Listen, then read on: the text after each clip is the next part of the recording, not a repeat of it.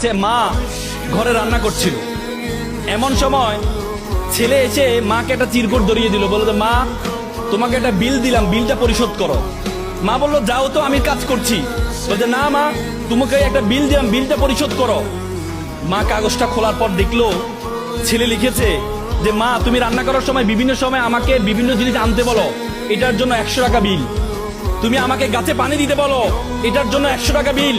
তুমি মাঝে মধ্যে দোকানে পাঠাও, এটার জন্য 100 টাকা বিল। মা এটা দেখে দাঁড়ানো অবস্থা থেকে বসে যায়। বসে যাওয়ার পর বাবা তুমি লিখেছো? বলছে মা হ্যাঁ আমি লিখেছি। বাবা তুমি লিখেছো?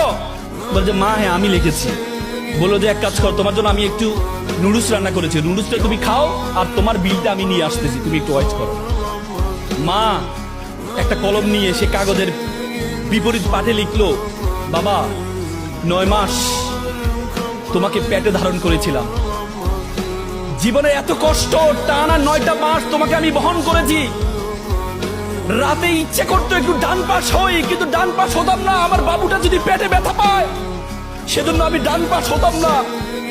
ইচ্ছা করতো একটু বাম পাশ হই, কিন্তু যে বাবুকে আমি দেখি নাই তার প্রতি আমার এত মহব্বত, আমি বাম পাশ হতাম না যে আমার সন্তানটা যদি ব্যথা পায়।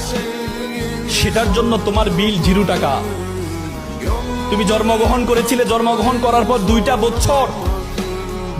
বছর যে পরিমাণ ঘুম ভেঙেছে আমার, যে পরিমাণ প্রায় 6 মাস টানা, 6 মাস পরিমাণ ঘুম আমি ঘুমাই নাই আমার সন্তানের জন্য, সেটার জন্য বিল 0 টাকা। তুমি পিঠা পছন্দ করতাম, ওই দিন পিঠা রান্না করেছিলাম তোমার জন্য, পরিবারের সকলেই পিঠা খেয়েছে। সর্বশেষ একটি পোড়া পিঠা ছিল, সারাদিন কিছু খাইনি, চিন্তা করেছিলাম পিঠাটা খাবো। তুমি বাইরে থেকে দৌড়িয়ে এসে বললাম মা এটা কি অন্য পিঠা, এই পিঠাটা আমি খাবো।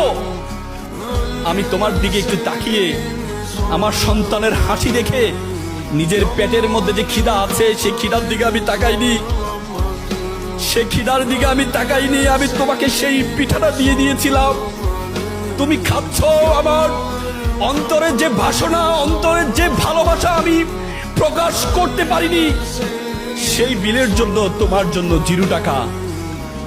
সন্তানকে যখন দেয়া হলো, সন্তান এটা দেখে মাকে জড়িয়ে ধরে কান্না করে বলল মা তোমার কাছ থেকে কোনো বিল আমি চাই না। চুমু খেয়ে ছেলে কান্না করে দিয়েছিল।